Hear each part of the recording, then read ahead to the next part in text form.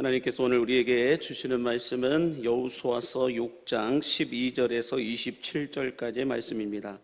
구약성경 326면에 있는 여호수아서 6장 12절에서 27절까지 말씀을 저와 여러분이 한 절씩 교독하시고 마지막 27절은 함께 합독하도록 하겠습니다. 또 여호수아가 아침에 일찍이 일어나니 제사장들이 여호와의 궤를 메고 제사장 일곱은 이 양각 발굽을 잡고 여호와의 궤 앞에서 계속 행진하며 나팔을 불고 무장한 자들은 그 앞에 행진하며 후군은 여호와의 궤 뒤를 따르고 제사장들은 나팔을 불며 행진하니라. 그 둘째 날에도 그 성을 한 번 돌고 진영으로 돌아오니라. 엿새 동안을 이같이 행하니라. 일곱째 날 새벽에 그들이 일찍이 일어나서 전과 같은 방식으로 그 성을 7번 도니 그 성을 7번 돌기는 그날뿐이었더라.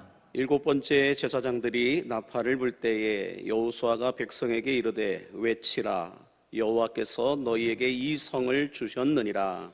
이 성과 그 가운데에 있는 모든 것은 여호와께 온전히 바치되 기생 라합과 그 집에 동거하는 자는 모두 살려주라. 이는 우리가 보낸 사자들을 그가 숨겨주었음이니라.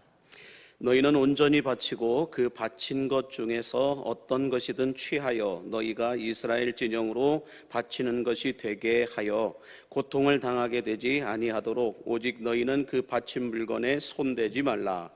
은금과 동철 기구들은 다 여호와께 구별될 것이니 그것을 여호와의 곳간에 드릴지니라 하니라. 이에 백성은 외치고 제사장들은 나팔을 불매 백성이 나팔 소리를 들을 때에 크게 소리질러 외치니 성벽이 무너져 내린지라. 백성이 각기 앞으로 나아가 그 성에 들어가서 그 성을 점령하고 그 성 안에 있는 모든 것을 온전히 바치되 남녀노소와 소와 양과 나귀를 칼날로 멸하니라.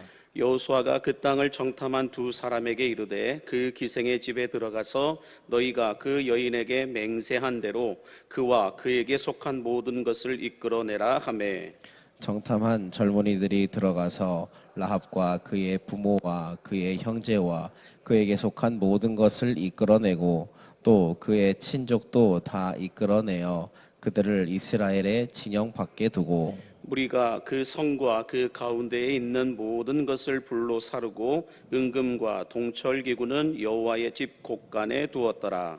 여호수아가 기생 라합과 그의 아버지의 가족과 그에게 속한 모든 것을 살려주었으므로 그가 오늘까지 이스라엘 중에 거주하였으니 이는 여호수아가 여러 고를 탐탕하려고 보낸 사자들을 숨겼음이었더라. 여호수아가 그때에 맹세하게 하여 이르되 누구든지 일어나서 이 여리고 성을 건축하는 자는 여호와 앞에서 저주를 받을 것이라. 그 기초를 쌓을 때에 그의 맏아들들을 이룰 것이요 그 문을 세울 때에 그의 막내 아들들을 이르리라 하였더라. 여호와께서 여호수아와 함께 하시니 여호수아의 소문이 그 온 땅에 퍼지니라. 아멘. 할렐루야. 함께 따라하겠습니다. 살아내고 살려내라. 네, 살아내고 살려내라. 네, 하나님의 말씀은 살아내시고 보여주시는 영혼들은 살려내실 수 있는 여러분들이 되시기를 주의 이름으로 간절히 축복합니다. 한번 띄워주시겠어요? 이런 말이 있습니다. 성경은 무언가? 성경은 하나님의 마음을 알아가게 하고 기도는 하나님의 계획을 이루어 가게 한다라고 말합니다. 그래서 우리가 생각 속에만 빠져 있으면 염려가 찾아오고 말씀 속에 빠지게 되면 평안함이 찾아오게 된다라고 말합니다. 하나님의 말씀인 성경은 하나님의 마음을 알게 하시고 기도는 그 하나님의 계획을 이루어 가게 한다라고 하듯이 우리가 생각하기에는 이렇게 될 것 같은데 생각 속에만 빠져 있으면 염려가 찾아오고 하나님의 말씀 속에 빠져 있으면 평안함이 찾아오게 됨을 믿으시기 바랍니다. 바라기는 오늘 이 예배하는 기도 시간에 말씀 속에 빠짐으로 인하여 마음을 평안케 하는 샬롬의 은혜가 찾아오게 되고 하나님의 계획을 이룰 수 있는 기도의 능력이 여러분 모두에게 쏟아부어지게 되기를 주의 이름으로 간절히 축복합니다. 지난 시간 우리는 이 여리고성을 무너뜨리는 방법으로 하나님께서 모든 백성들이 침묵 가운데 하루에 한 번씩 엿새 동안을 돌고 마지막 날 제7일에는 7바퀴를 돌고 나팔을 제사장들이 크게 불면 백성들이 일제히 소리를 외치면 여리고성이 무너지게 될 것이다 라고 하는 하나님께서 직접 가르쳐 주신 이 방법 그대로 순종했던 이스라엘 백성들의 모습에 대해서 함께 말씀을 묵상해 보았는데요. 이 하나님의 말씀에 순종했던 결과 어떤 일이 일어났을까요? 오늘 본문 5절과 16절에 보면 이렇게 먼저 말씀합니다. 일곱째 날 새벽에 그들이 일찍이 일어나서 전과 같은 방식으로 그 성을 7번 도니 그 성을 7번 돌기는 그날뿐이었더라. 7번째에 제사장들이 나팔을 불 때에 여호수아가 백성에게 이르되 외치라 여호와께서 너희에게 이 성을 주셨느니라 라고 말씀하고 있습니다. 이 하나님의 말씀대로 이스라엘 백성들이 침묵 가운데 7번 성을 돌고 난 이후 제사장들이 나팔을 크게 불 때에 여호수아가 백성들에게 이제는 외치라 라고 말하면서 여호와께서 이 성을 너희에게 주셨느니라 라고 명령하자 백성들이 외칠 때에 그 여리고성이 무너지게 되었다라고 말씀하는데 오늘 본문 20절과 21절에 보니까 진짜 이렇게 일어났습니다. 같이 볼게요. 이에 백성은 외치고 제사장들은 나팔을 불매 백성이 나팔 소리를 들을 때에 크게 소리질러 외치니 성벽이 무너져 내린지라. 백성이 각기 앞으로 나아가 그 성에 들어가서 그 성을 점령하고 그 성 안에 있는 모든 것을 온전히 바치되 남녀노소와 소와 양과 나귀를 칼날로 멸하니라 라고 말씀합니다. 여러분 여기서 우리가 얻을 수 있는 영적 교훈이 무엇이었습니까? 하나님은 머리로 이해되어지는 존재가 아니라 우리 삶으로 체험할 때라야 이해할 수 있고 깨달아 알아질 수 있게 되는 존재이다라고 말씀을 드렸는데요. 바라기는 이해할 수도 없고 설명할 수도 없고 해석할 수도 없는 이 하나님을 끝까지 믿고 순종했던 이스라엘 백성들처럼 오늘을 살아가는 여러분들도 하나님의 말씀에 끝까지 순종함으로 말미암아 여러분의 인생 앞에 놓여 있는 여리고성들이 무너지는 은혜가 있게 되기를 간절히 축복합니다. 자, 오늘 본문 21절 말씀을 다시 한번 보시면 이렇게 말씀해요. 시작.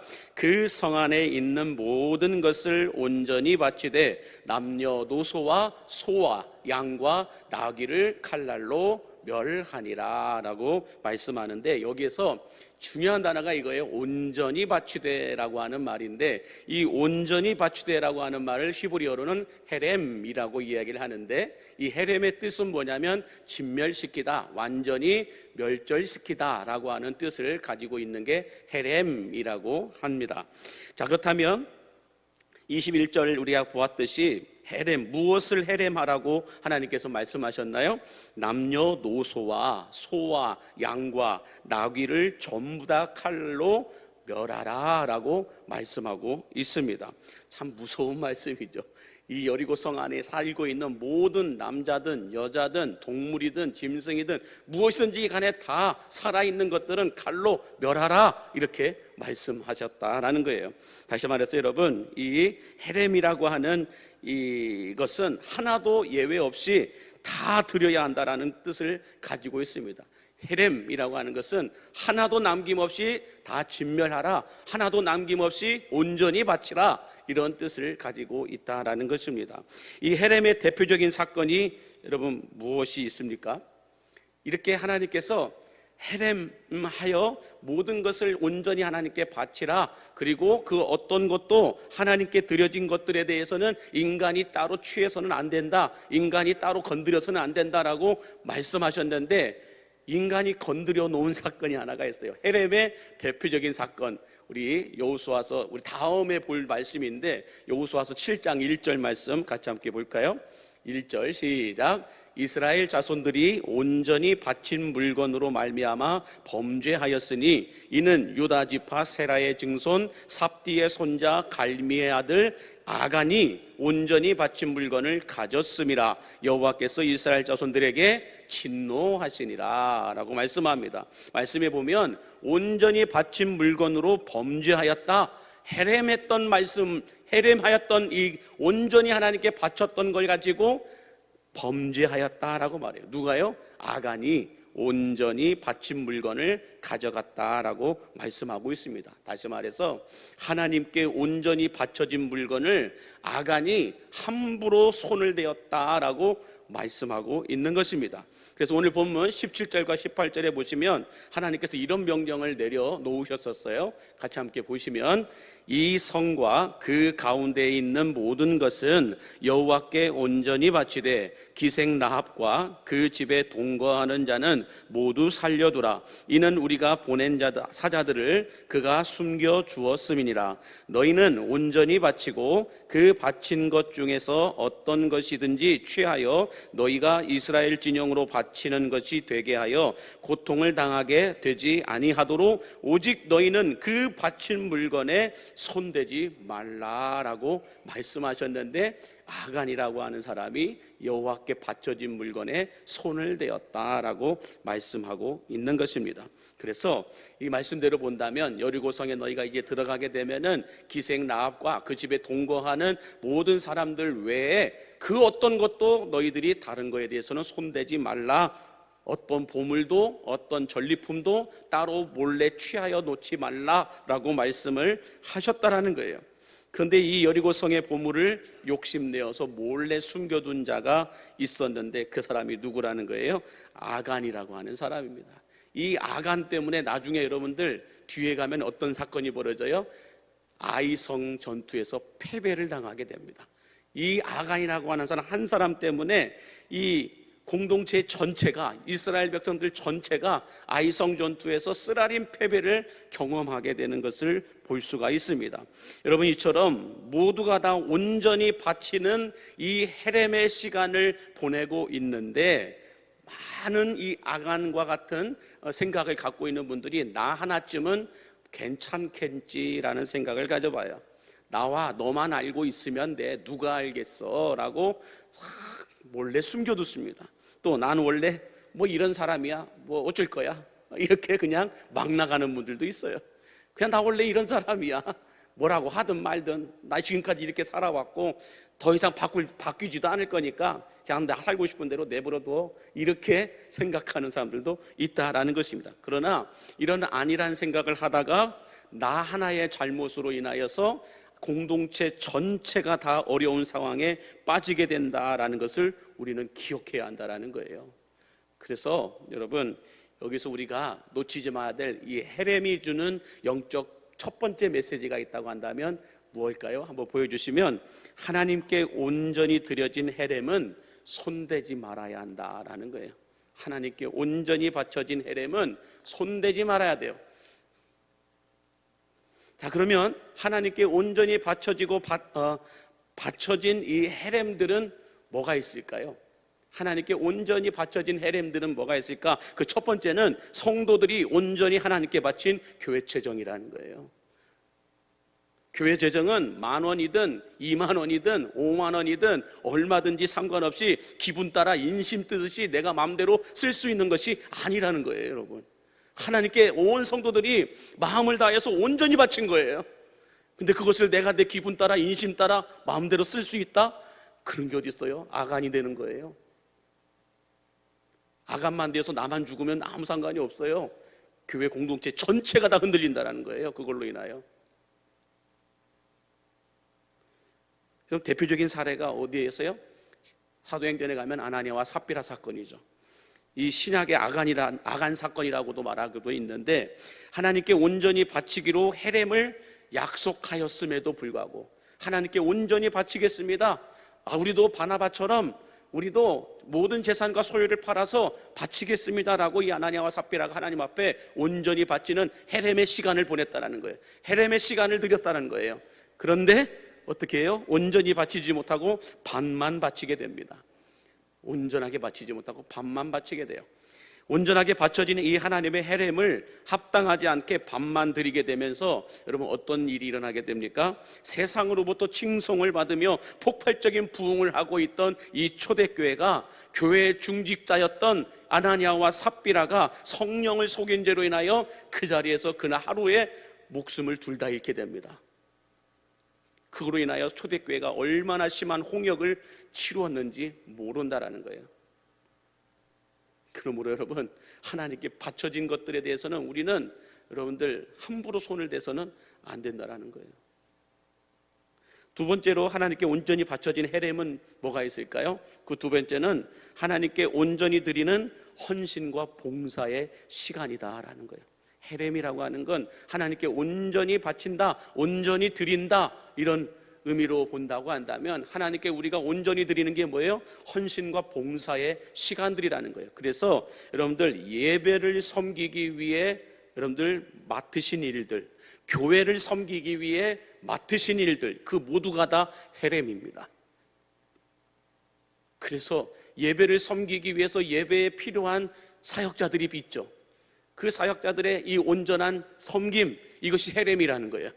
또 교회를 섬기기 위해서 직분을 맡은 자들이 있죠. 각 기관마다, 부서마다 팀장님들, 기관장님들 다 맡은 자신들의 잡이 있을 거예요. 그게 다 헤렘이라는 거예요. 교회를 섬기기 위해서, 예배를 섬기기 위해서 다 필요한 헤렘들이 있다라는 거예요.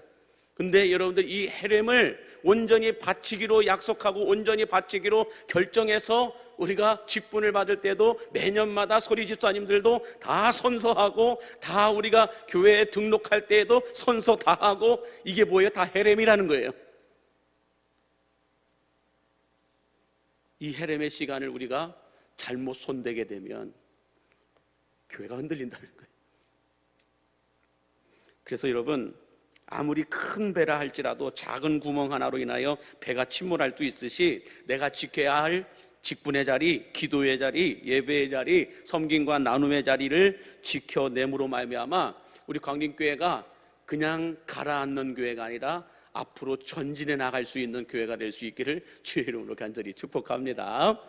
자, 마지막으로 하나님께서 이 여리고성을 허무시면서 헤렘의 법칙을 다시 적용하시는 것을 볼 수가 있는데, 여리고성을 하나님이 우르릉 무너뜨리시고 난 다음에 여호수아를 통하여 이런 말씀을 하셨어요. 헤렘의 법칙을 다시 세우시는 것을 볼 수가 있는데, 오늘 본문 26절 같이 한번 보실까요? 26절 시작. 여호수아가 그때에 맹세하게 하여 이르되 누구든지 일어나서 이 여리고성을 건축하는 자는 여호와 앞에서 저주를 받을 것이라. 그 기초를 쌓을 때에 그의 맏아들들을 잃을 것이요 그 문을 세울 때에 그의 막내 아들을 잃으리라 하였더라 라고 말씀합니다. 무슨 말씀일까요? 누구든지 하나님께서 세우신 것뿐만 아니라 하나님께서 허물어 버리신 이 여리고성을 다시 세우지 말라라고 말씀하면서, 누구든지 이 여리고성을 다시 세우는 자들은 저주를 받을 것이다 라고 말해요. 그 저주가 뭐였어요? 아들들이, 큰 아들도 작은 아들도 다 죽게 될 것이다 라고 말씀하고 있어요. 그런데 시간이 지나고 베델 사람 히엘이라고 하는 사람이 여리고성을 다시 쌓습니다. 그 말씀이 어디에 있냐? 쭉 시간이 지나서 열왕기상까지 가봐야 돼요. 열왕기상 16장 34절 말씀 같이 함께 읽어보겠습니다. 시작. 그 시대에 베델 사람 히엘이 여리고를 건축하였는데 그가 그 터를 쌓을 때에 맏아들 아비람을 잃었고 그 성문을 세울 때에 막내 아들 수굽을 잃었으니 여호와께서 눈의 아들 여호수아를 통하여 하신 말씀과 같이 되었더라 라고 말씀해요. 하나님께서 여호수아를 통하여 이미 헤렘의 법칙을 세워놓으셨어요. 여리고성을 쌓는 자들은 반드시 이렇게 될 것이다 라고 말씀해 주셨고, 여호수아가 그걸 대언하였어요. 그리고 난 다음에 쭉 시간이 지나서 열왕기상까지 갔죠. 열왕기상 16장에 가서 보니까 베들 사람 히엘이라고 하는 사람이 이걸 모르고 여리고성을 건축해버려요. 건축하는데 첫 번째 경고가 뭐였어요? 그 터를 쌓을 때에 큰 아들이 죽어요. 그리고 성문을 달 때에 작은 아들도 죽어요. 막내 아들도 죽어요.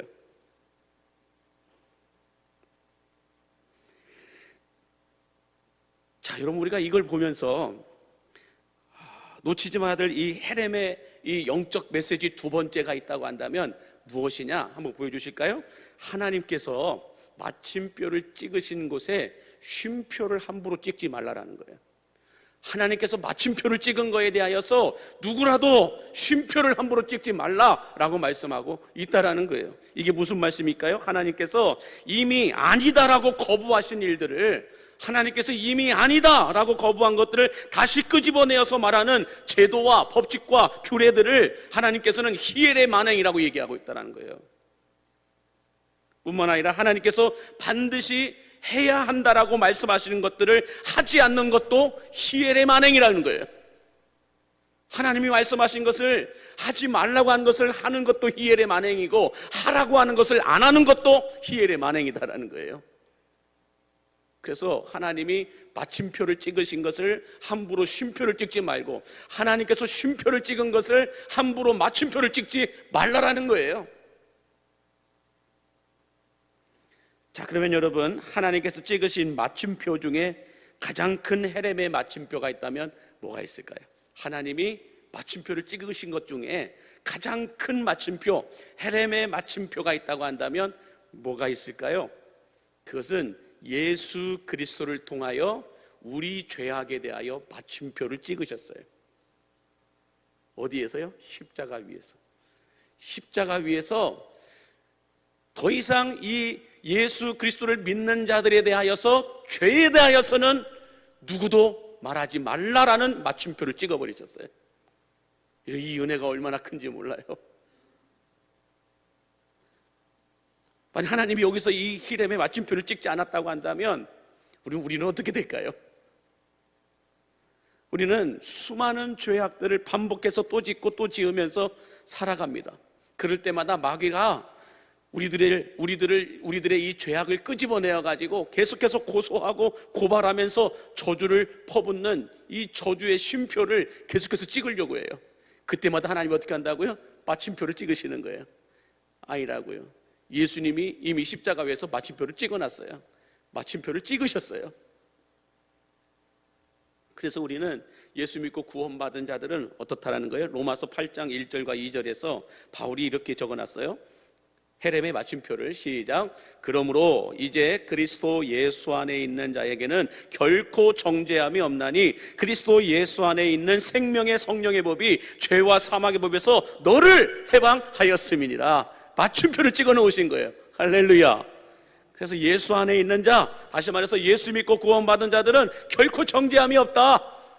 죄와 사망의 법에서 너를 해방하였다. 헤렘의 마침표를 찍어 놓으셨어요. 누구도 더 이상 범죄한 걸 가지고 너희들을 고발하지 못하도록 하나님께서 마침표를 찍어 놓으셨다라는 거예요. 근데 사단은 끊임없이 이것을 우리가 망각하여 잃어버리도록 이렇게 미혹하고 이렇게 유혹하고 이렇게 딴 생각을 하게 만들어요. 그냥 세상의 생각으로만 가득 차 있으니까 마침표를 잃어버렸어요. 하나님이 우리를 위하여서 십자가에서 예수님을 죽이시면서까지 죄에 대하여 너희가 묶여 살지 않도록 마침표를 찍어주셨는데 그것을 계속해서 쉼표로만 생각하게끔 한다라는 거예요. 그러니까 또 범죄하고 우리는 가슴 아파하고 또 범죄하고 가슴 아파하고, 그래서 막 구원이 출퇴근하잖아요. 어제는 구원받았다가 오늘은 구원이 퇴근했어요. 나 지옥 갈 것 같아. 막 이런 분들도 있고요. 여러분, 우리에게 주어진 구원은, 한 번 정해진 구원은 절대로 없어지지 않음을 믿으시기 바랍니다. 한 번 주신 구원은 번복되지 않아요. 만약에 우리에게 주신 구원이 다시 번복된다면 예수님의 십자가와 부활이 가짜라는 거예요. 예수님이 십자가에서 죽으시고 부활하심으로 인하여서 우리의 구원을 여러분 완성시키셨음을 믿으시기 바랍니다. 누구도 누구도 우리에 대해서 더 이상 구원의 문제를 갖고 이야기할 수 없게끔 마침표를 찍어 놓으셨다라는 거예요. 그래서 오늘 새벽에도 함께 말씀을 나누었던 것 가운데, 그러다 보니 똑똑한 크리스천들 가운데 수많은 사람들이 어떻게 생각하는지 아세요? 아, 이제 나는 예수 믿고 구원받아서 구원이 번복되지 않으니까 마음대로 죄를 지어도 되는구나, 죄를 지어도 나는 지옥 가지는 않겠구나 라고 생각하면서 계속해서 죄를 짓는 거예요. 계속해서 반복해서 죄를 지어요.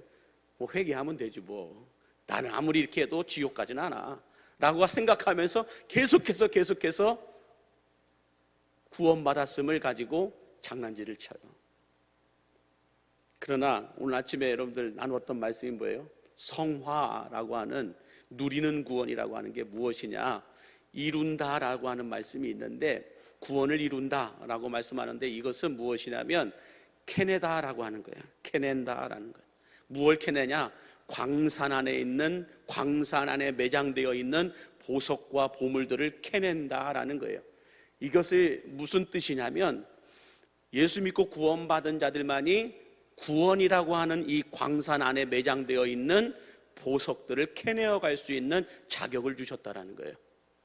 그래서 이 땅에서 예수 믿고 구원받은 자들은 하나님께서 구원이라고 하는 이 광산 속에 숨겨놓으신 다이아몬드 원석부터 시작해가지고 온갖 좋은 보물들을 다 캐내어 갈 수 있도록 허락해 주셨다라는 거예요. 너무 어렵습니까?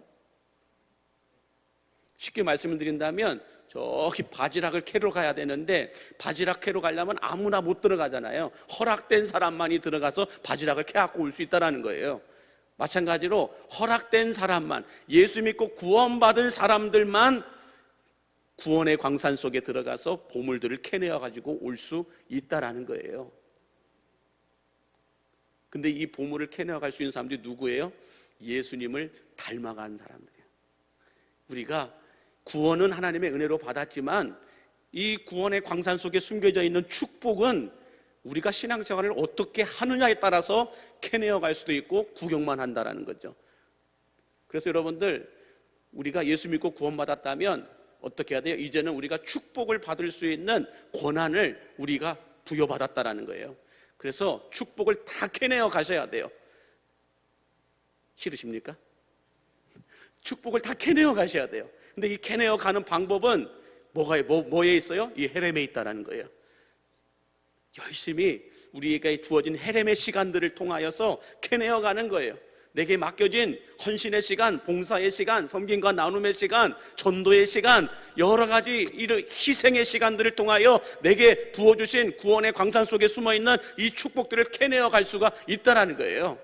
이 헌신의 땀 흘림, 수고의 땀 흘림, 이 드림의 땀 흘림을 통하여 캐내어 간다는 거예요. 아무것도 하지 않고 가만히 있으면 구원은 받을 수 있을지 몰라도 축복의 이 광산 안에 숨겨 있는 축복은 캐내어 갈 수가 없다라는 거예요.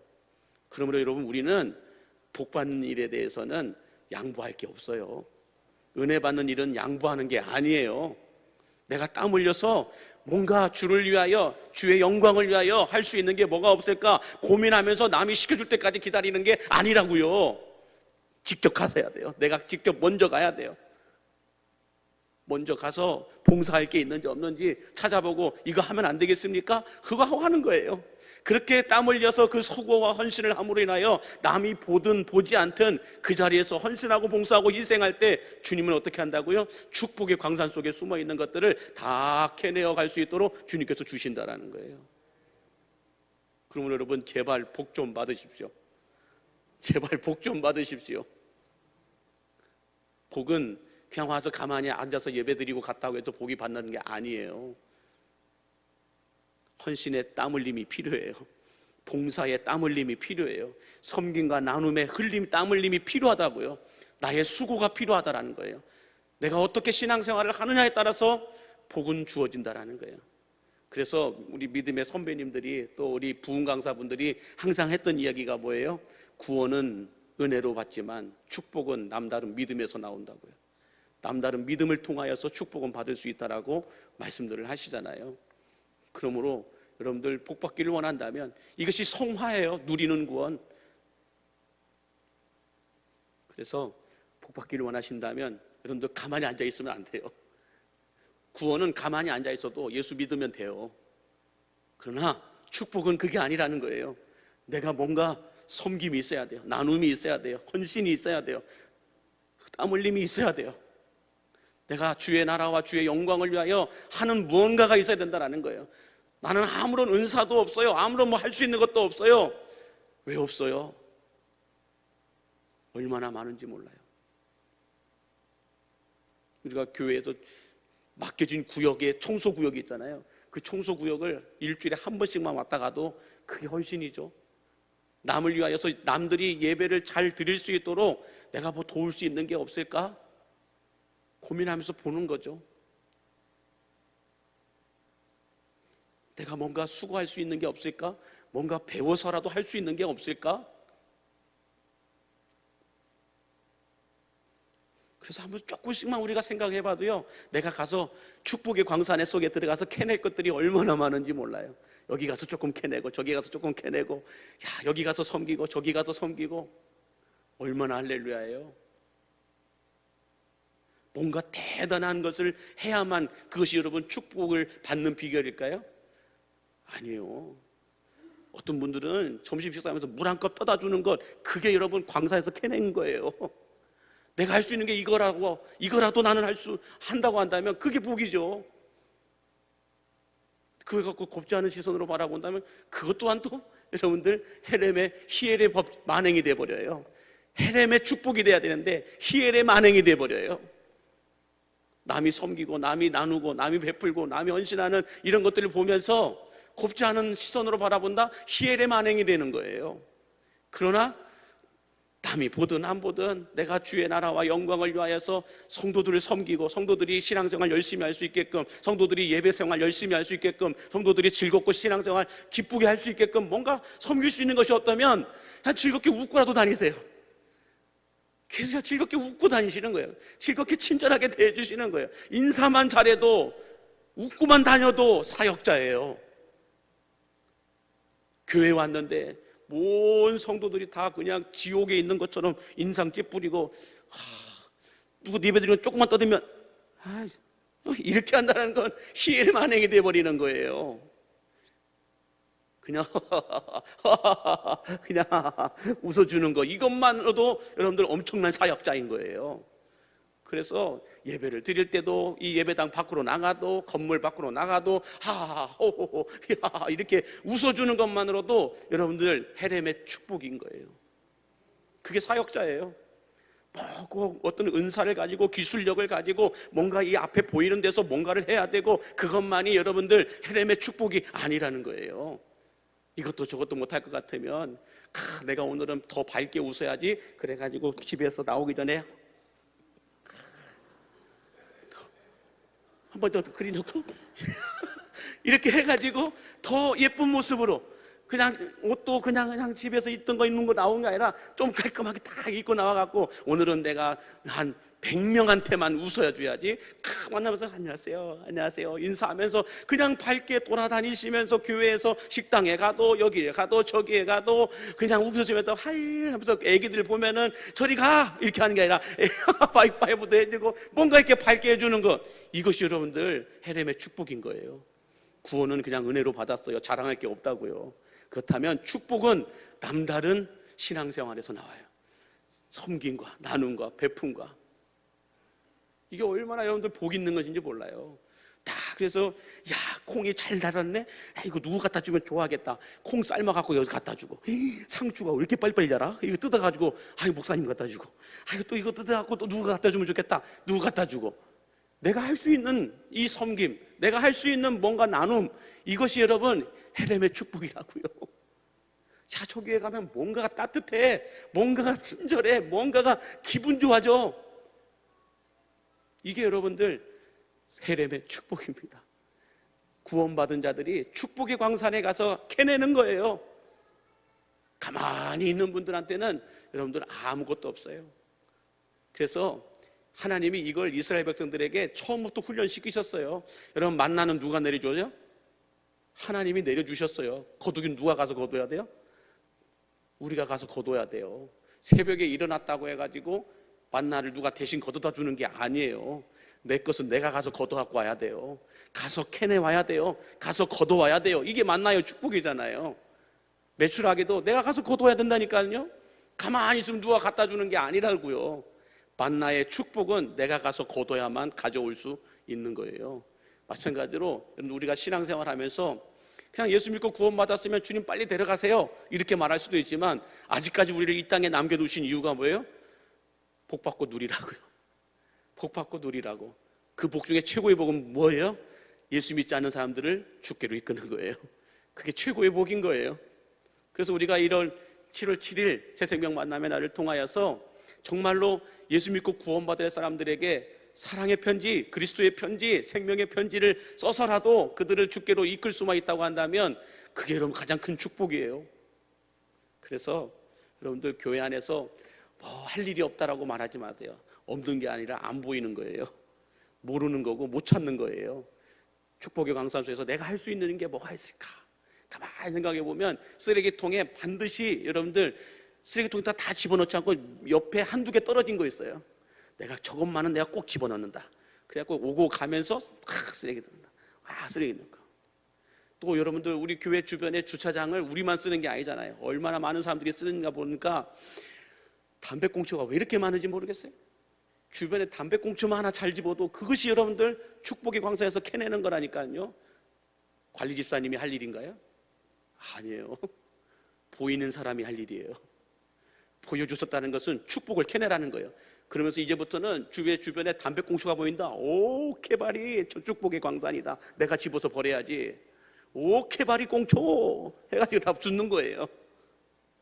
그렇게 해가지고 주워서 버리고, 내가 할 수 있는 게 그런 거라고 한다면, 우리가 저 방송실에 올라가서 음향을 볼 수 있는 기술이 있어요? 능력이 있어요? 없잖아요. 그렇다면 내가 할 수 있는 걸 찾으면 되는 거예요. 이것이 축복의 광산에서 축복을 캐내는 겁니다. 남다른 신앙생활 속에서 복은 임하는 거예요. 이것이 성화, 누리는 구원이라는 거예요. 누리는. 그러므로 여러분, 오늘 우리가 헤렘의 축복, 헤렘의 시간을 온전하게 들이물인하여 헤렘의 축복을 받을 것인가, 아니면 이 히엘처럼 히엘의 만행 속에서 큰아들도 죽고 작은아들도 죽고 자기의 인생도 너무나도 망가져버리는 히엘의 만행 속에 살아갈 것인가, 그건 여러분이 선택하는 것입니다. 저는 할 수만 있거든. 여러분들이 예수 믿고 구원받은 은혜 속에 그냥 멈춰 있는 것이 아니라 이제는 축복의 광산으로 가셔서 캐내시기 바랍니다. 캐내세요. 그래서 여기서 섬기시고 저기서도 섬기시고 내가 할 수 있는 작은 일이라도 섬겨주십시오. 그렇게 할 때 축복의 광산에 쌓여있는 하나님의 은혜, 하늘의 신령한 복과 땅에 기름진 은혜가 우리에게 부어질 줄로 믿습니다.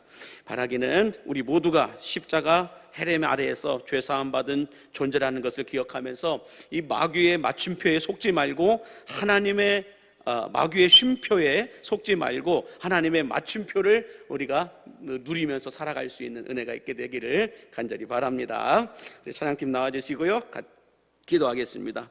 만복의 근원이 되신 주님, 우리 안에 영성 온도를 올려주셔서 하나님께서 일을 행하시는 크고 은밀한 일들을 보게 하여 주시고 깨닫게 하여 주시옵소서. 특별히 헤렘의 삶을 살아가게 하여 주시되 하나님께 온전히 바쳐진 것들은 손대지 않게 하여 주시고 히엘의 만행처럼 하나님께서 마침표 찍은 곳에 쉼표를 찍지 않도록 하나님의 선하시고 기뻐하시고 온전하신 뜻을 분별하며 살아갈 수 있는 은혜 위에 은혜를 더하여 주시옵소서.